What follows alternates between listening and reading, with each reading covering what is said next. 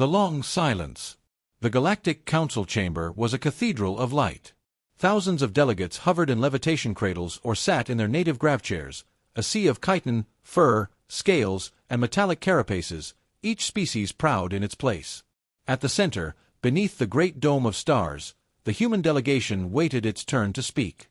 To most of the council, Earth was an afterthought, a new world, young, scarred by centuries of climate collapse and self-inflicted wars. Humanity had rebuilt slowly, painfully, and when they reached the stars, they arrived not as conquerors but as quiet artisans. They shared vaccines that worked across species, alloys that repaired themselves, music that made stone-faced diplomats weep. Never weapons. Never war. That was the first mistake. The galaxy mistook restraint for weakness. Ambassador Marin Kaito rose from his seat, his gray suit stark against the shifting colors of the chamber. His voice was calm, even, but carried a weight few noticed.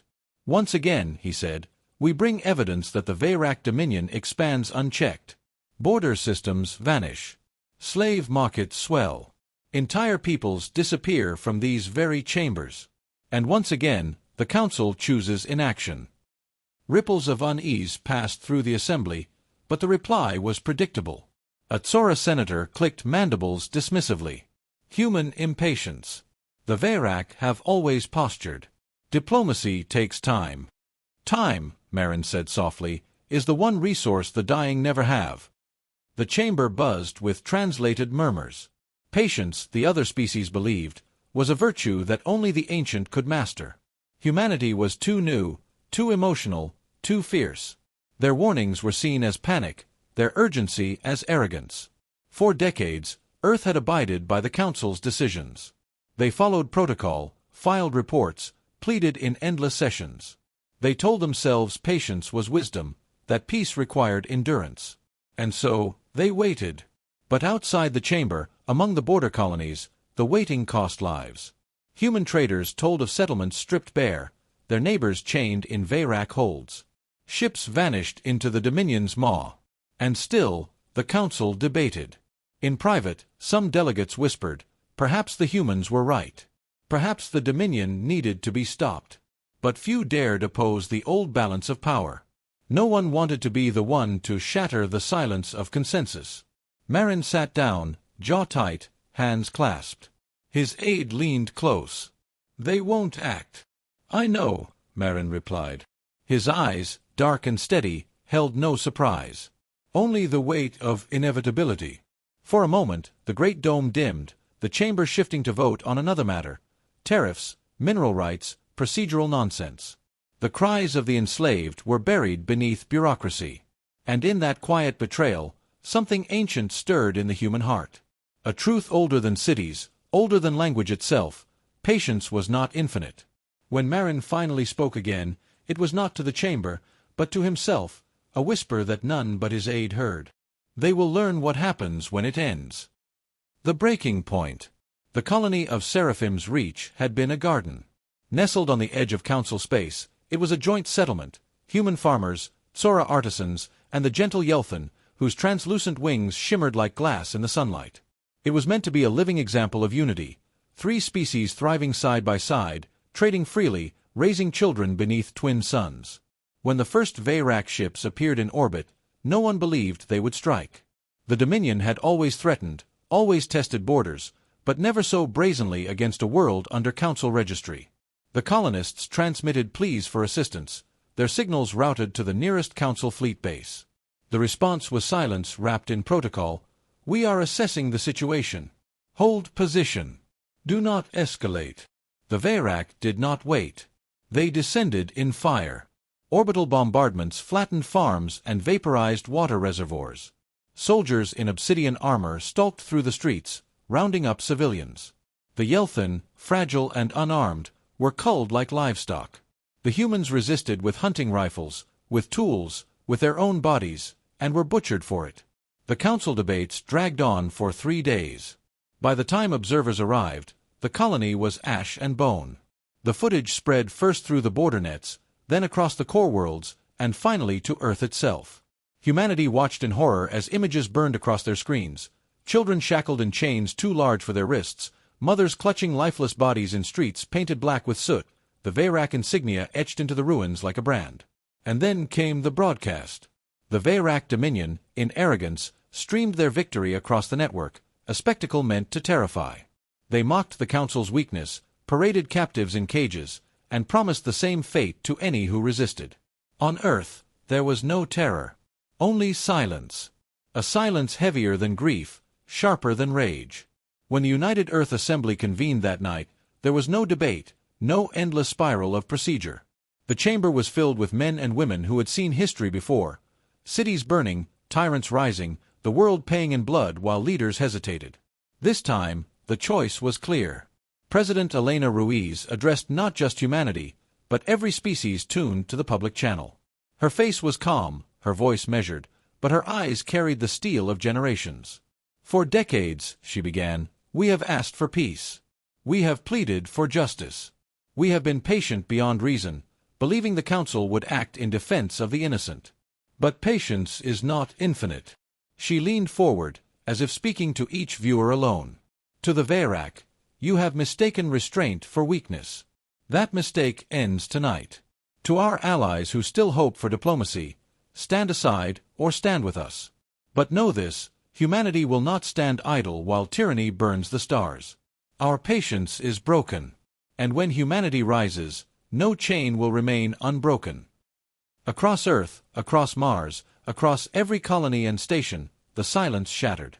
Workers abandoned their shifts to volunteer. Shipyards lit up through the night. Old war machines, sealed in vaults for centuries, were awakened. Humanity had waited. Now, humanity would act. And the galaxy would never be the same. When giants awaken, the Veyrak expected a skirmish. Perhaps a token resistance, a few reckless human ships charging into certain death. That was how young species always behaved, loud, emotional, uncoordinated. They did not expect the storm. The first sign was silence.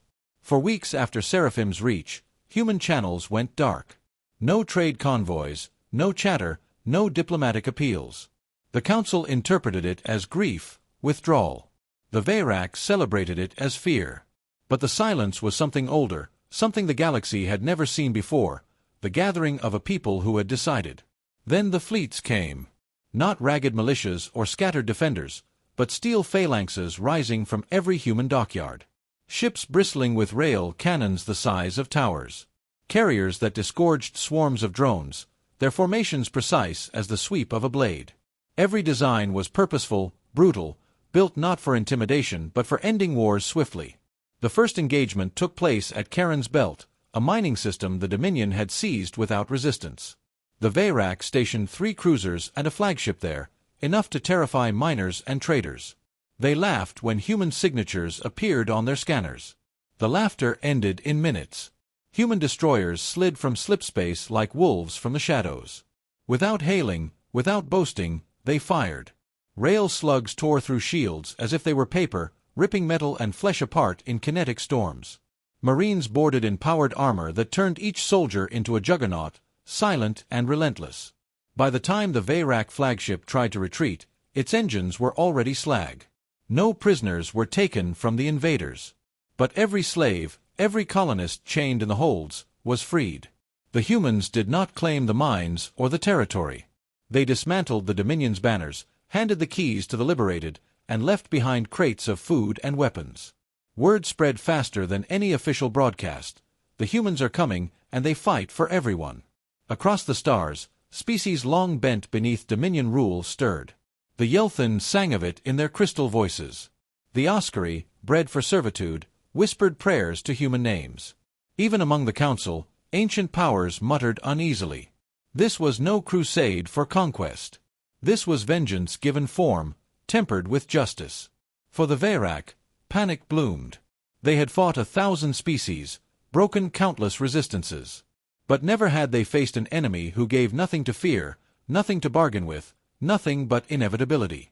In the council chambers, Ambassador Marin Kaito spoke only once. You asked for patience. You asked for time. You wasted both. Now you will witness consequence. The war rolled forward. Every battle ended the same, swift, merciless for the oppressors, merciful for the oppressed. The Dominion's empire, built over centuries of chains, began to crack under the weight of a species that had once sworn never again to submit to tyranny. The galaxy had always called humanity young. Now, they saw them for what they truly were, not children of the stars, but their fiercest guardians. And still, the storm was only beginning. The legacy of broken patience. The Veyrak homeworld had never known invasion. For millennia, their empire had expanded unchecked, their fleets unchallenged, their rule uncontested. Their cities gleamed with the wealth of slaves, their palaces echoed with the cries of the conquered. They believed themselves eternal. When the human armada arrived, the sky darkened. It was not the largest fleet ever assembled. The Council's archives recorded wars fought with greater numbers. But never with such focus, never with such precision. The humans did not come to conquer. They came to end. The battle was over before the Veyrak High Command understood it had begun. Orbital platforms disintegrated under rail slugs. Defense fleets tried to rally, only to vanish beneath coordinated salvos. Human infantry stormed strongholds, cutting through resistance with grim efficiency. For every Veyrak soldier who stood defiant, 10 civilians were spared, shielded, guided to safety. Humanity's fury was absolute, but it was aimed only at the guilty. At last, the Veyrak Chancellor, once so smug in council debates, was dragged into the chamber where Marin Kaito awaited. Cameras broadcast the moment across the galaxy. The Chancellor spat venom, hissing promises of vengeance, but the human ambassador silenced him with a single sentence. "Your time of chains is over." The surrender was signed. Not to Earth alone, but to every freed world humanity had armed and uplifted. Shipyards once dedicated to slave barges were repurposed to build hospitals. Weapons stockpiles were dismantled. The empire that had thrived on domination was stripped bare, not destroyed but rendered incapable of ever enslaving again. And when it was done, the humans left. They did not claim the Veyrak's fertile worlds. They did not demand tribute. Their fleets withdrew to orbit, their soldiers returning home. The liberated species were astonished. Conquerors always took spoils. Victors always demanded allegiance.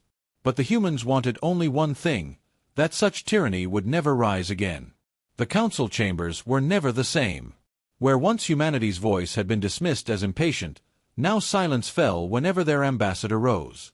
The image of Seraphim's reach still burned in every delegate's mind, but so too did the memory of the armada that avenged it, not for themselves alone, but for all.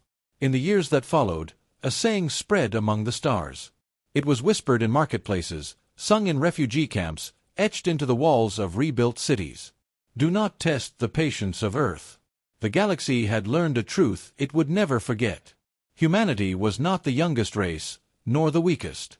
They were the most dangerous of all, a people who endured, who waited, who restrained themselves even when wronged. But once their patience was broken, no chain, no tyrant, no empire could withstand the storm they unleashed. And though the stars slowly healed, one memory endured, a scar across history itself. No species ever forgot the moment humanity's patience finally broke.